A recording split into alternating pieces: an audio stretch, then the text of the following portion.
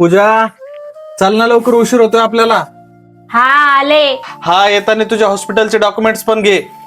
बरं ठीक आहे. अहो चला, आवरलं माझं. हा चल, पण तुझे डॉक्युमेंट्स घेतले ना सगळे? हो घेतले.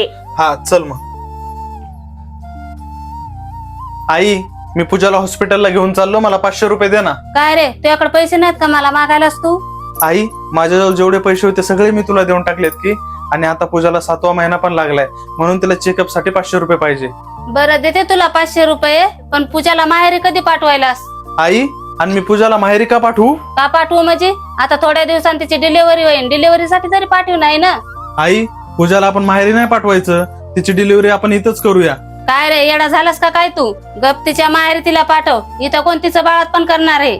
कोण बाळात पण करणार आहे म्हणजे? तू कशासाठी आहेस? मी तिचं बाळात पण का करू? सासू आहे मी तिची, आणि बाळात पण माहेरी होत असते, सासरी नाही होत.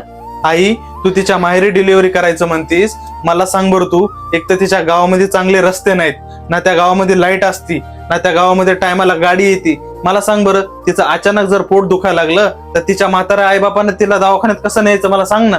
हा, त्यामुळं पूजाची डिलिव्हरी ही इथंच करायची बघ. बरं ठीक आहे, तू म्हणतोस तर करू तिची डिलिव्हरी आपण इथं, पण तिच्या आई बापाकडून 50,000 रुपये घे डिलिव्हरीसाठी. आई, जरा जास्तच अपेक्षा वाढत आहे, तुला वाटत नाही का? काय रे, कसली अपेक्षा? कसली अपेक्षा म्हणजे 50,000 रुपये मागतेस तू डिलिव्हरीसाठी.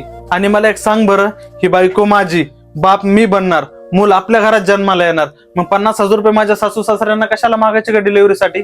लय शहाणा बनू नको, जेवढं सांगितलं तेवढं कर. आई, मी एकही रुपया मागणार नाही त्यांना.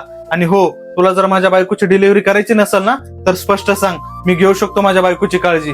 चल ग.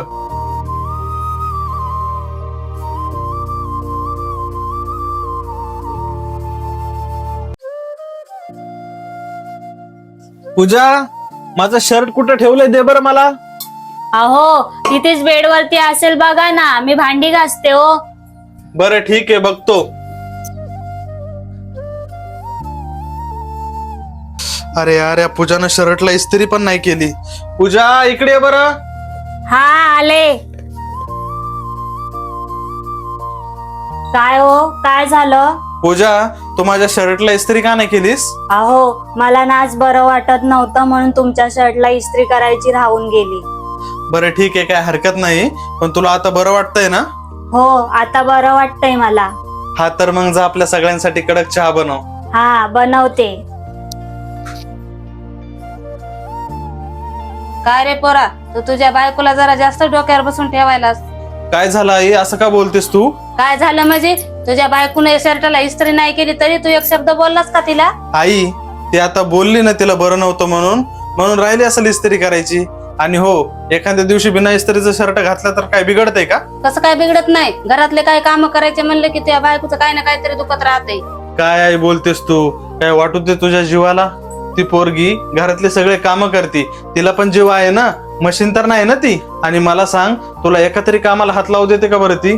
मस्त पलंगावरती बसलेली असतीस ना तू. आणि हो आई, तिच्याबद्दल जर तुला चांगलं बोलू वाटत नसेल ना, तर प्लीज तिला वाईट पण बोलू नको बरं का.